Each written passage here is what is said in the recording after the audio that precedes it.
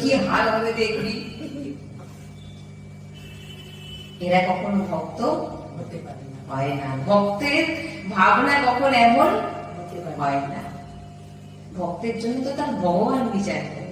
ভগবান বিচার করেনি, যখনই দ্বীপ জ্বলে গেল তার ভিতরে যে সে যে ভুল করেছে সে বুঝতে পেরে গেল আমি কি করেছি।